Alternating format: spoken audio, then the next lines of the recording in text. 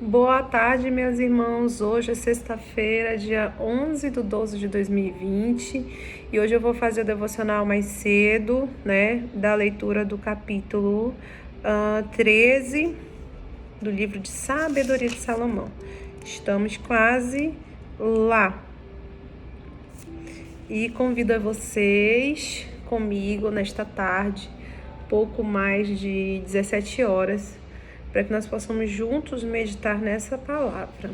Que o Espírito Santo de Deus, que em nós habita, possa queimar fogo do amor em nossos corações, que nos dê o discernimento necessário para fazer a vontade do nosso Pai que está nos céus. Senhor, faça morada em nós, perdoa os nossos pecados e nos conduza pelo teu caminho. Amém, amém e amém. Hoje foi uma oração. Eu estava com uma música antiga na ponta da língua para cantar, mas depois que eu lembrar eu vou gravar sozinha. Então, vamos começar.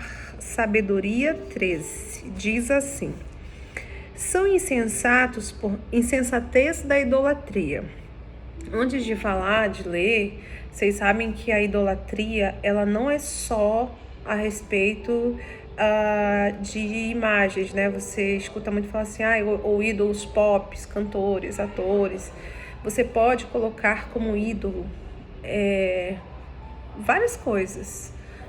Uma pessoa, um objetivo de vida, uma atividade que você realiza.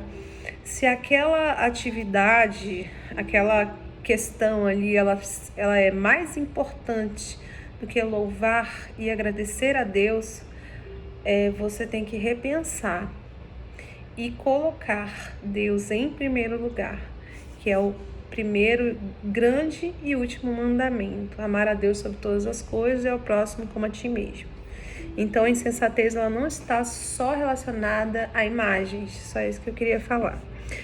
São insensatos por natureza todos os que desconheceram a Deus, e através dos bens visíveis não souberam conhecer aquele que é, nem reconhecer o artista, considerando suas obras. Tomaram o fogo, ou o vento, ou o ar agitável, ou a esfera estrelada, ou a água impetuosa, ou os astros dos céus por deuses, regentes do mundo. Se tomaram essas coisas por deuses, encantados pela sua beleza, saibam então quanto seu Senhor prevalece sobre elas, porque é o Criador da beleza que fez essas coisas. Se o que os impressionou é a sua força e o seu poder, que eles compreendam por meio delas que seu Criador é mais forte, pois é a partir da grandeza e da beleza das criaturas que, por analogia, se conhece o seu autor.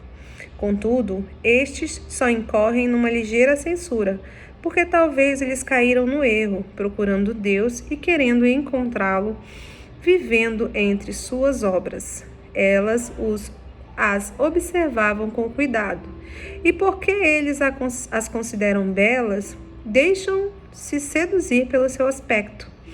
Ainda uma vez, entretanto, eles não são desculpáveis, porque se eles possuíram luz suficiente para poder prescrutar a ordem do mundo, como não encontraram eles mais facilmente aquele que é seu Senhor? Mas são desgraçados e esperam em mortos aqueles que chamaram de deuses a obras de mãos humanas, o ouro, a prata, artisticamente trabalhados, figuras de animais, alguma pedra inútil a que outrora certa mão deu forma. Assim, um lenhador cortou e serrou uma árvore fácil de manejar.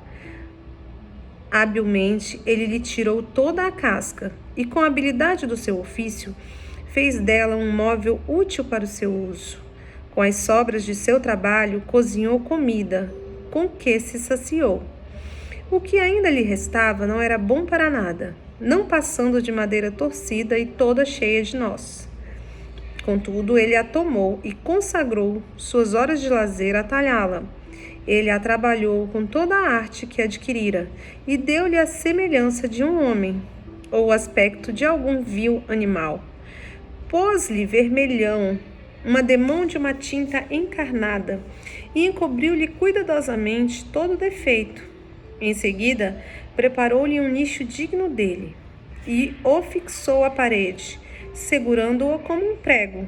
Foi por medo que caísse que tomou este cuidado, porque sabe muito bem que ele não pode ajudar a si mesmo, pois não passa de uma estátua que tem necessidade de um apoio. Mas quando lhe implora por seus bens, seus casamentos, seus filhos, não se envergonha de falar ao que é inanimado e pede saúde ao que é desprezível. Reclama a vida ao que é morto e procura socorro no que é débil. E para uma viagem invoca o que não pode andar. Para um lucro, um trabalho, o bom êxito de uma obra de suas mãos, pede a força ao que nem é capaz de mover as mãos. Palavra do Senhor, demos graças a Deus. Bom, aqui no final da leitura desse capítulo, fica bem claro que Salomão está falando a respeito das estátuas físicas, né, que são feitas. Então, ele fala que vem um artífice, né? O que é um artífice? Deixa eu pegar só a tradução aqui dessa palavra. Um artífice, diz aqui, ó, trabalhador operário, artesão que produz algum artefato ou que professa alguma das artes, obreiro ou oficial que executa sua arte consoante as encomendas que recebe.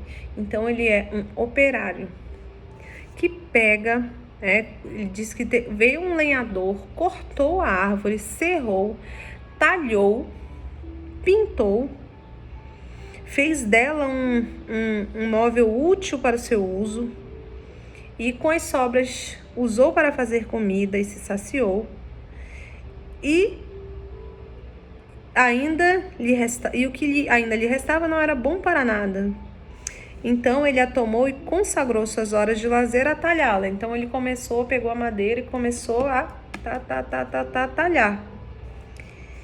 Ele a trabalhou com toda a arte que adquirira e deu a semelhança de um homem. Então, vamos pegar aqui o autor, esses ídolos. Então, ele está falando de uma imagem, de uma estátua que foi feita, foi pintada, colocou-lhe vermelhão, uma demão de tinta vermelha, encobriu todo o defeito e preparou um lugar para colocá-la. Eu não vou entrar no mérito de religiões. Eu vou falar que está escrito aqui nesse livro de Salomão, que ele fala a respeito das pessoas que cultuam falsos deuses. Em primeiro lugar, tem que ficar claro que a palavra do Senhor diz que só a Ele nós devemos adorar.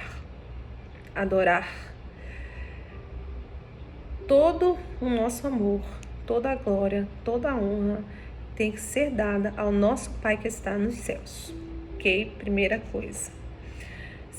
A palavra diz também que nós não devemos nos curvar, ajoelhar-nos diante de um ídolo.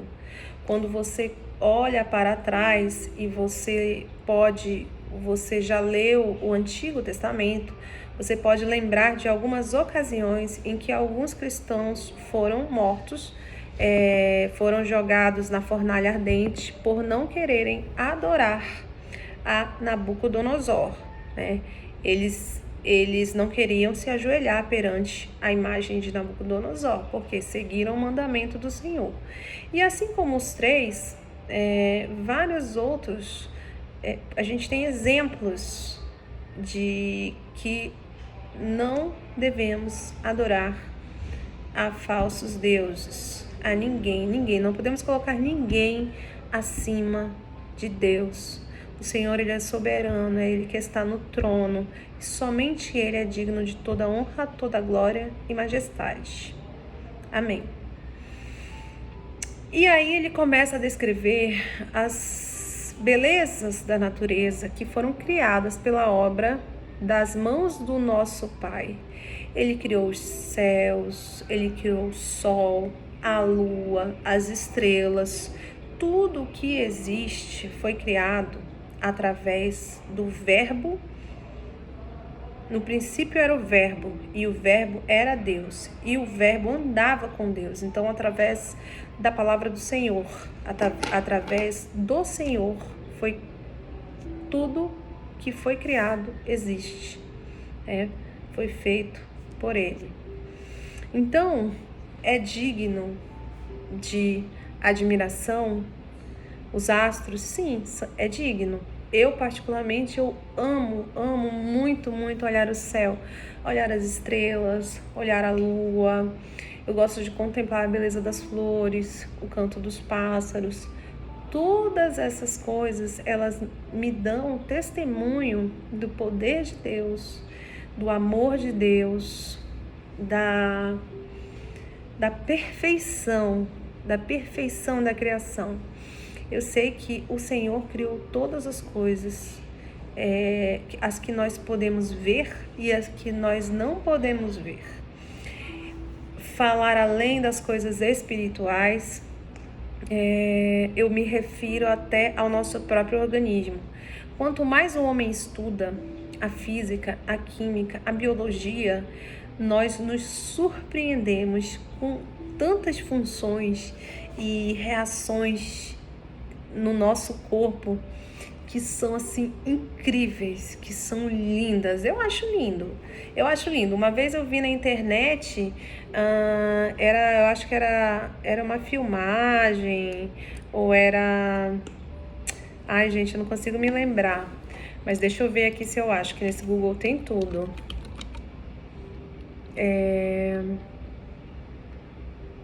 Deixa eu ver aqui, alegria.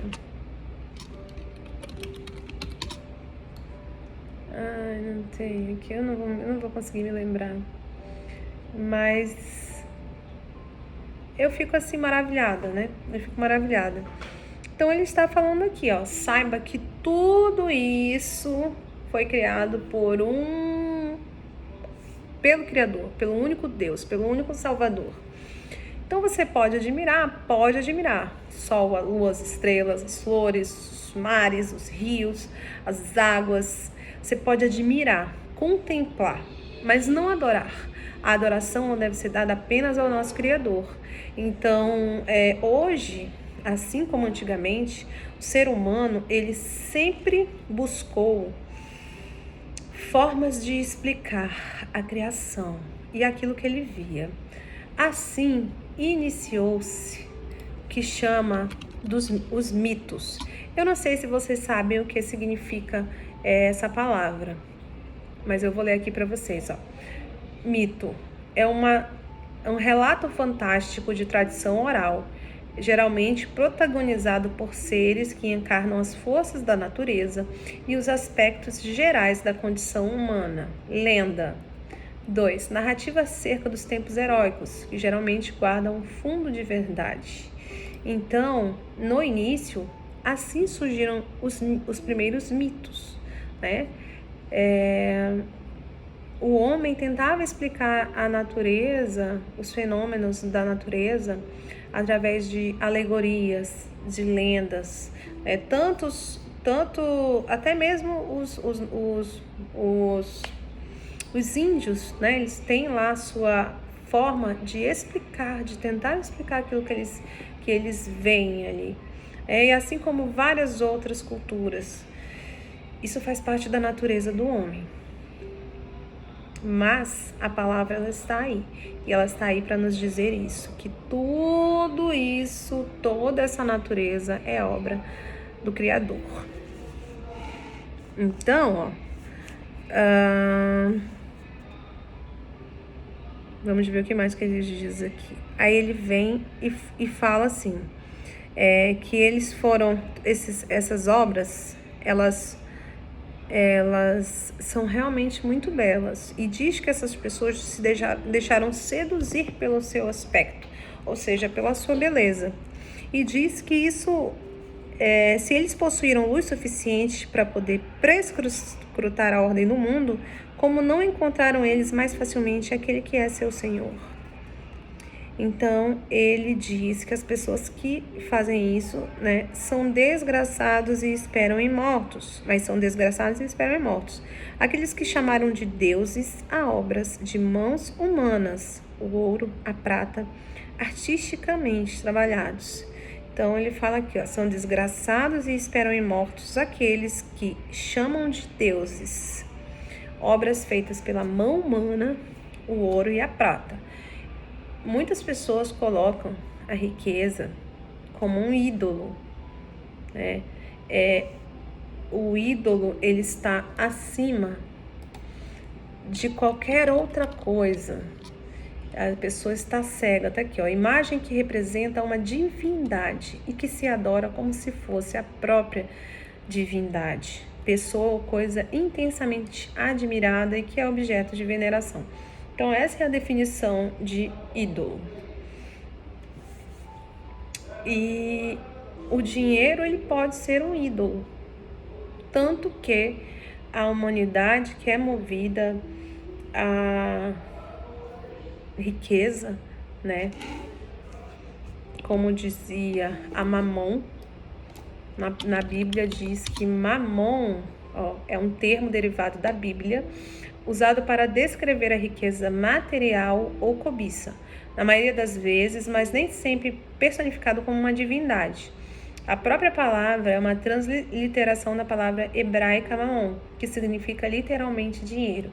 Então, existem pessoas que fazem do dinheiro seu ídolo, ou seja, que o dinheiro é mais importante e está acima de qualquer coisa. Elas ficam cegas por isso. E aí ele vem falando a respeito das estátuas que são feitas pela madeira cortada pelo lenhador.